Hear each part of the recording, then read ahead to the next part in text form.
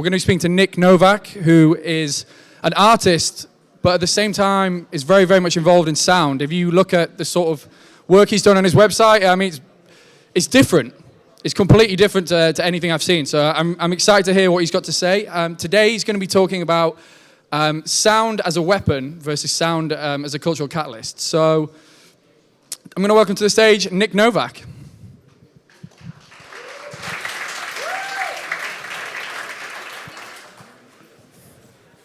With the progress of the war, changes in That should be a little bit louder here. I mean, my sound, but you. Yeah.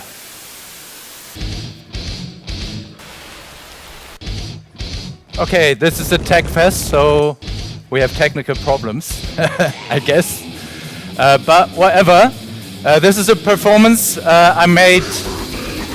So this is a performance I made last year at the Museum Marta in Herford, and it deals with sound as weapon, sound to claim space, and sound as a cultural catalyst. I want to show you a little bit about my research, a bit more wider range what my interest is and my research is, and in between a few of my works, but we have only 10 to 15 minutes, so forgive me for running through that quickly. First of all, I want to give you a little bit of an idea how sound works on us. So it's a frequency range between 16 hertz, what is very low, from where we can hear sound, up to 20 kilohertz, where it goes into the ultrasonic range, where we won't hear sound anymore. But after lots of clubbing, we have probably, when we are 18, maybe 17,000 hertz left. Well, our speech is between 300 hertz and 8 kilohertz. There's our voices are basically in this range of frequencies, and the most sensitive we are between 1,000 and 3,000 hertz.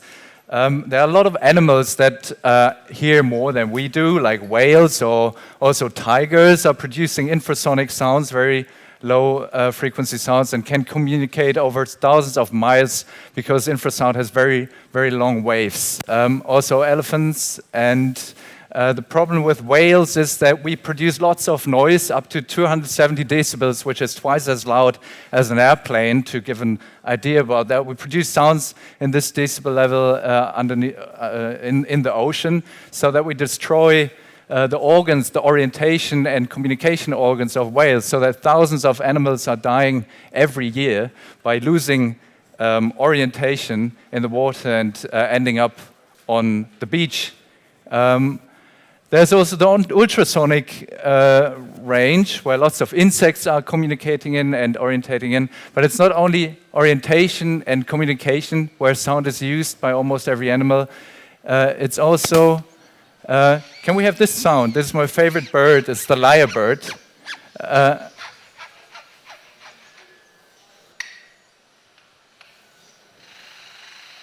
He imitates power tools, or every kind of noise and sound he hears. So he can use it for manipulation.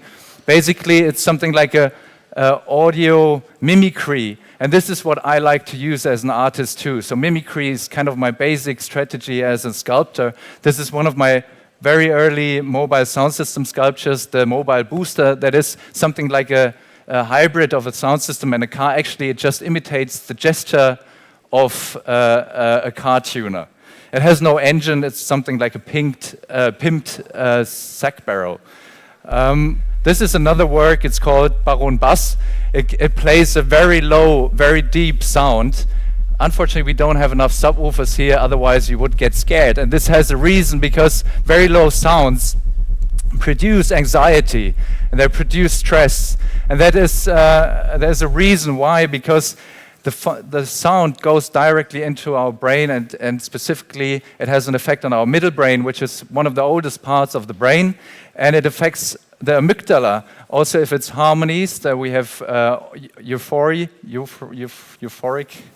emotions, but if it's, for example, infrasonic sound, it can also produce anxieties because the amygdala warns us. So who has the power on the ether actually has power on our emotions. And in the beginning of the 20th century, the mechanization of warfare developed extremely also in psychological operations, but also in sonic warfare. So one of the very early strategies was to produce thunder domes or thunder drone by throwing millions of shrapnels that were not actually effectively as military or in the military strike, but they had this effect on the nervous system of the soldiers on the ground. There was in Verdun where they were throwing millions of bombs to produce this sound. Hitler was creating the Reichsmusikkammer to control the music to make the soldiers hungry for war. And later on, strategies like that developed on and on. There was the Ghost Army on the American side in the Second World War. That was producing soundscapes to irritate the enemy. So all this is fooling the other side by soundscapes. Like, let's say they were recording tank movements and projecting them into the landscape, so that the Germans were thinking there's lots of moving of heavy vehicles. This army, actually, the Ghost Army, was mostly there were mostly artists involved in there. This is an image from Apocalypse Now, because in Apocalypse you see some of those psyop operations where they play Wagner into the forest to demoralize the Vietnamese. They really did that in the forest. They played tapes, the ghost tapes, so-called. But sound is also used for torture. I don't know if anybody knows that from you. I would like to play this. I don't know if they will let me play that to you, because it's not only, sorry, it's not only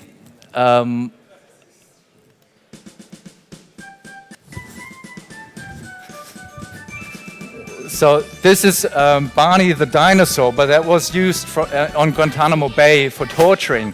And actually you can ask, why can this be torturing? I mean, it probably can, but the key is the loudness. Loudness actually is where sound can become dangerous, because it's still an energy wave, and there are weapons like this, like a shock grenade that is used by special forces from the police, or the Israeli army was flying sonic booms with airplanes over Gaza to terrify the civilization, and that was forbidden as a war crime, because it's a torturing of the civil crowd.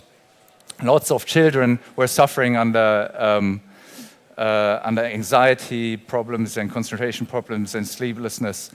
The most famous weapon probably is the LRAD, that is playing a sound in the range where we are most sensitive, between or around 3,000 hertz. So this is very painful, and it's used a lot on demonstrations to disperse groups.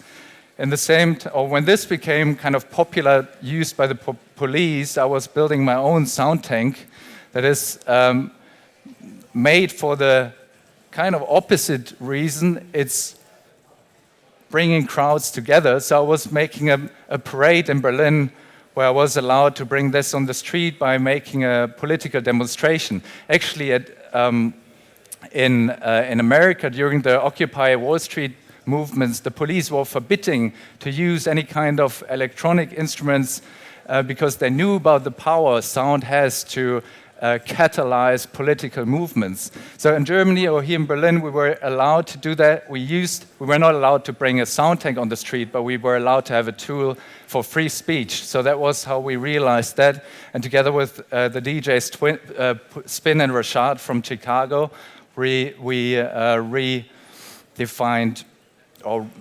the connotation of a military parade. That was in Kreuzberg. Then I curated an exhibition last year for the Museum Martha Herford, which shows artist positions that deal with the international or kind of global phenomena of mobile sound systems. And you would always think about kind of contemporary artists, but actually it goes way back to the early 20th or even end of 19th century. This is the early fanfare organ. And these organs were kind of the first instruments that were democratizing the music and bringing it from the elitaire interiors on the street. Mozart and Verdi were composing for that. All the futurists were upgrading the classical orchestra with machines that produce noise analog to the noise of the industrial age. This composer made a symphony for a harbor city, and then we showed a lot of material about things like Dodo and Osmar. They invented the trio eléctrico from Brazil.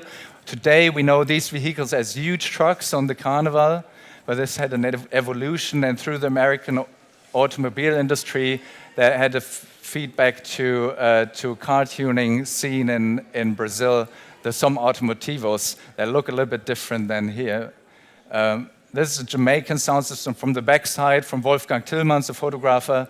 The Jamaican sound system had a huge impact in the independent movement of the 60s in Jamaica. And this is in Trinidad Tobago, where the people are playing Indian music to Indian oldies to remember the historical leaving of their home country, India, through the colonizers, the Britain colonizers. A last project I want to show you is the Echo project. It's 2 drones I've built. I was asking myself, what if the mobile sound system is really related to a location, so you actually have a sound clash on the street, or it's a very local bind thing. But what happens with technology, with the virtual, when we actually carry our cloud with us, so the phonotope actually is in the cloud and not in the real surrounding anymore. So what happens if our technology becomes something like or brings us in a feedback loop with ourselves? So these drones, they find you through sensors. They have a Kinect sensor in it, and then they point your own echo, all noises and voice you give from you, they point it back to you. So you only hear your echo, but the other people wouldn't hear your echo because it's an ultrasonic sound beam.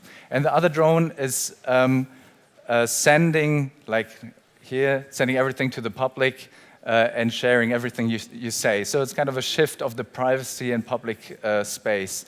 Let me quickly show you how they work. They have several sensors. So if they track you once, they're going to follow you around. And you always have this feeling like when Skype is not working properly, you want to say something and you hear yourself doubled. Actually, the safe controlling makes you silent. These are things I'm thinking about in my work. And this is basically it. I think we as artists, we have the chance to reflect technology and also produce resistance or think about the use of technology. Thank you very much, and have a good festival.